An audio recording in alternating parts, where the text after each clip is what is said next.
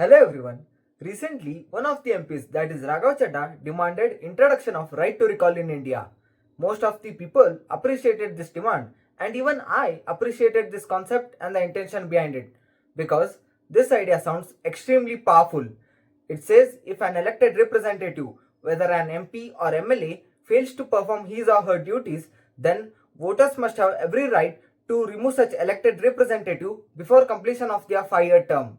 At first glance, this concept appears to be a very strong democratic tool, but one has to analyze, though this concept is practically possible in a country like India, how desirable this concept is considering India's political, economical and institutional realities. In other words, even if such a mechanism is theoretically possible in a country like India, we have to carefully examine whether introducing such concept would strengthen democracy or unintentionally create new challenges.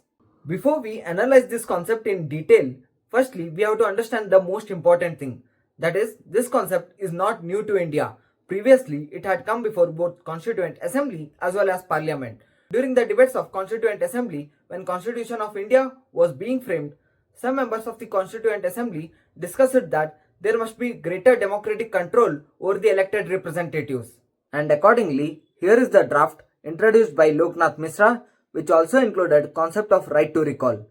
This draft was supported by members like K.T. Shah.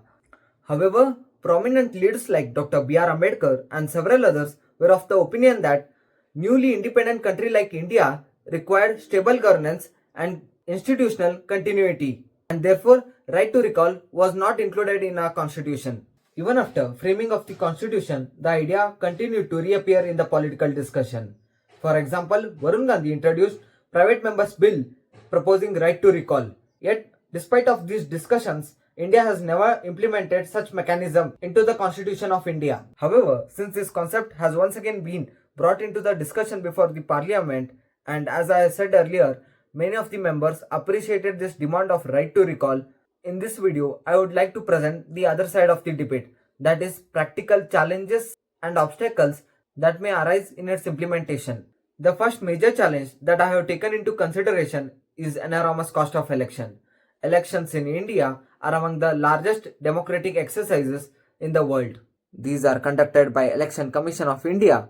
It involves crores of voters, lakhs of polling officials and extensive logistical arrangement across the country. General election already require significant public expenditure as well as heavy campaign spending by political parties. If the right to recall were introduced, midterm recall election could take place repeatedly during a 5-year term.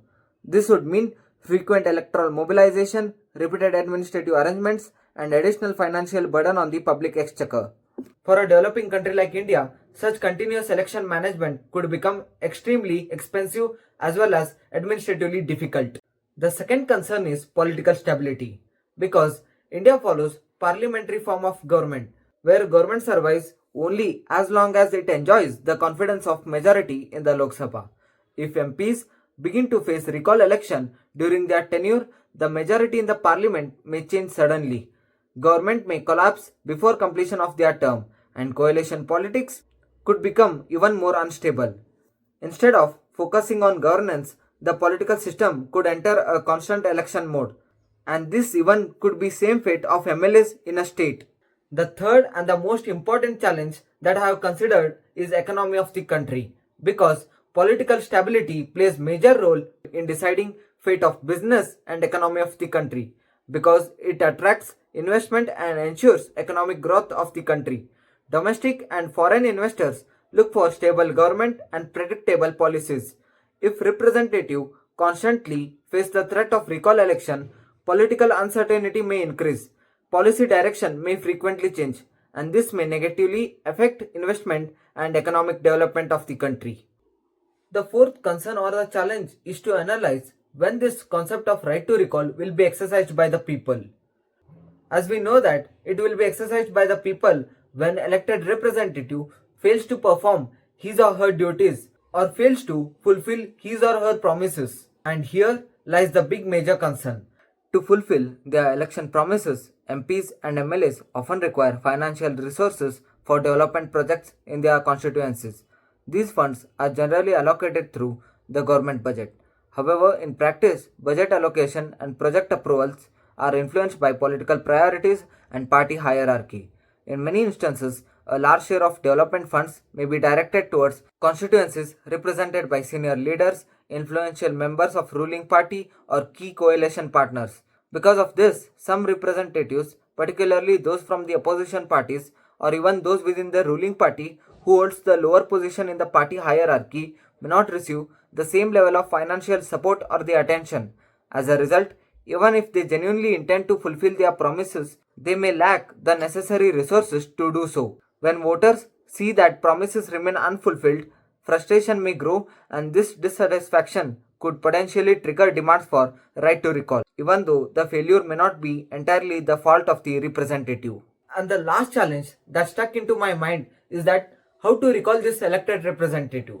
Let us consider if we decide certain percentage of people vote for recall of the representative, then representative can be removed. But accuracy is only possible if it is conducted in the same way as if elections were conducted. These were the obstacles that stuck into my mind when I was analyzing the concept of right to recall. And I am of the opinion that if right to recall could be introduced countering all these challenges, removing all these obstacles, then it would be a strong democratic tool in the hands of the Indians. And here is one of the most important questions that I would like to pose before the audience. Our constitution already has some greater democratic tools to control over the elected representative, like election taking place every 5 years where voters have power to remove representative through democratic process. Second, within parliament, the government can pass no confidence motion which allows majority of the members to withdraw their support. Third, courts can review government election through judicial review ensuring that unconstitutional or illegal actions are challenged. Fourth, institutions like Comptroller and Auditor General of India examine government spending and expose financial irregularities. Fifth, democratic accountability is also strengthened by active media, public debates, and civil society scrutiny. All these mechanisms together create a system where elected representative doesn't go unchecked completely. So, I would like to ask audience whether these mechanisms should be improved first or whether right to recall has to be introduced considering both pros and cons of the concept. Let me know your opinion in the comment box. Thank you.